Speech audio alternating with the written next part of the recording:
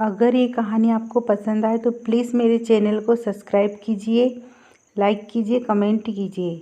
ये कहानी है एक नौजवान लड़के की जो गुस्से में अपने घर से निकल आया और बड़बड़ा रहा है, छुपा कर रखते हैं सारे पैसे। एक मोटर बाइक ही तो मांगी थी, मैंने कोई खजाना तो नहीं मांग लिया। ठीक है, कोई बात नहीं। अगर वो मुझे बाइक नहीं दिलाना चाहते तो मैं भी तब तक घर नहीं जाऊंगा जब तक कि मैं नई मोटर बाइक नहीं खरीद लेता। लड़का यह गुस्से में बड़बड़ाते हुए जा रहा था, तभी उसके पैरों में कुछ चुभा।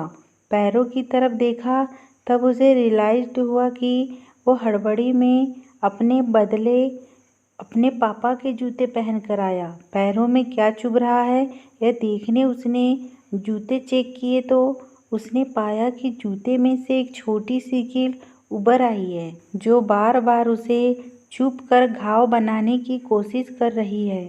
गुस्से में वो फिर बड़बड़ाया, मैं ठीक ही सोचता हूँ, मेरे पिता सच में बहुत कंजूस है। देखो कितने पुराने और क्या घटिया क्वालिटी जूते इस्तेमाल करते हैं। पता नहीं सारा पैसा छाती पर लेकर जाएंगी क्या। लड़का अपने गुस्से और बौखलाहट में आगे बढ़ता रहा। थोड़ी दूर जाकर एक बगीचे तक पहुंचा। वहां पर बेंच पर बैठ गया। अचानक वहां पर उसे याद आया कि वो अपने साथ अपने पापा का वॉलेट भी उठाकर लाया था। उसने सोचा आज पता चलेगा पापा पैसे कहाँ छुपा कर रखते हैं। उसने अपने पापा का वॉलेट अपनी जेब से निकाला जो बहुत पुराना और फटा हुआ था। यह वही वॉलेट था जो पापा घर में किसी को छूने भी नहीं देते थे। जब लड़के ने अपने पापा का वॉलेट खोला तो उसमें महज 120 रुपए थे और अपनी फैमिली की फ़ोटो और एक छोटी सी डायरी थी। डायरी को देखकर लड़के ने सोचा अच्छा तो इसमें छुपा कर रखे हैं सारे राज। इसी में लिखा होगा किससे कितने पैसे लेना है या किसको कितने पैसे दिए हैं। अब पता चलेगा कि पापा ने कहाँ कहाँ पैसे इन्वेस्ट कर रखे हैं। ऐसा सोच के लड़के ने जब उस छोटी सी डायरी का पहला पन्ना खोला तो उसमें लिखा था 40,000 बेटे की पढ़ाई के लिए उधार। लड़का यह देखकर शॉक हो गया। उसने फिर दूसरा पन्ना खोला जिसमें लिखा था 50,000 उधार, नया लैपटॉप बेटे के लिए। यह वही लैपटॉप था जो पापा ने 2 साल पहले ही अपने बेटे को दिया था क्योंकि वह कॉलेज जाने लगा था। लड़के को अब पता चला कि वह जो भी चीज़ें पापा से डिमांड करता तो पापा कहाँ से पैसे लाते थे।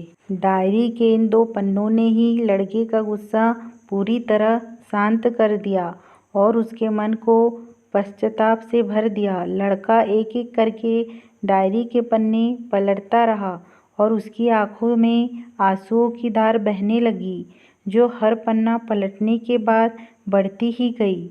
उसे पता चलता गया कि पापा ने अपनी फैमिली की ज़रूरतों को पूरा करने के लिए किस किस से कितना उधार लिया है। पन्ना पलटते पलटते लड़का पिछले दिन की डेट तक पहुंचा। पिछले दिन की तारीख वाले पन्ने पर लिखा था 50,000 बेटे की बाइक के लिए।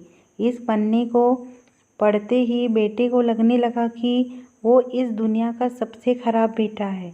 लड़के ने जब डायरी का आखिरी पन्ना खोला तो उसमें लिखा था अच्छे जूते खरीदने हैं। हालांकि यह लाइन बेटे को समझ में नहीं आई, लेकिन वह अब जल्द से जल्द अपने बाप को मिलना चाहता था। इसलिए वह बेंच से उठा और अपने घर की ओर तेजी से चलने लगा। बगीचे के थोड़ा आगे रास्ते में पानी गिरा हुआ था जिस पर चलने के बाद लड़के को अपने पैरों में ठंडक महसूस हुई। उसने अपने पैरों से जूते उतार कर देखा तो दोनों जूते नीचे तल से फटे हुए थे जिनसे पानी रिस कर पैरों तक आ रहा था। जूते में निकली कील भी लड़के के पैर में जख्म बनाने में कामयाब हो गई थी। अब बेटे को माँ की वह बातें याद आई जब माँ पापा से कहा करती थी अब तो नए जूते ले लो, कितने पुराने हो गए। और पापा यह कहकर टाल दिया करते थे अभी तो लिए हैं, कुछ साल और चल जाएंगे। बेटे ने दोनों जूते उतार कर फेंक दिए और फूट फूट कर रोने लगा। लड़का बड़ी तेजी से अपने पापा की तरफ दौड़, ना जाने उसमें इतनी ताकत कहाँ से आ गई कि रास्ता बहुत लंबा होने के बावजूद वह थोड़ा भी नहीं थका और सीधे अपने घर ही जाकर रुका। घर जाकर उसे पता चला कि पापा घर नहीं हैं, मगर उसे पता था कि पापा कहाँ मिलेंगे। वह तुरंत नज़दीक के बाइक डीलर के शोरूम पर गया, जहाँ पर उसका बाप उसके लिए नई गाड़ी खरीद रहा था। लड़का दौड़कर अपने बाप के गले से लग गया और फूट फूट कर रोने लगा। जब पिता ने लड़के से पूछा कि क्या हुआ, तो लड़के ने अपने पिता से माफ़ी मांगी और कहा कि मुझे बाइक नहीं चाहिए, इन पैसों से आप अपने लिए नए जूते खरीद लीजिए और आगे से मैं कोई भी चीज़ खुद के कमाए पैसे से ही लूँगा। मैं बड़ी मेहनत करूँगा और आपका कर्जा भी चुका दूँगा। यह सब सुनकर पिता की आंखों में भी आंसू आ गए खुशी के।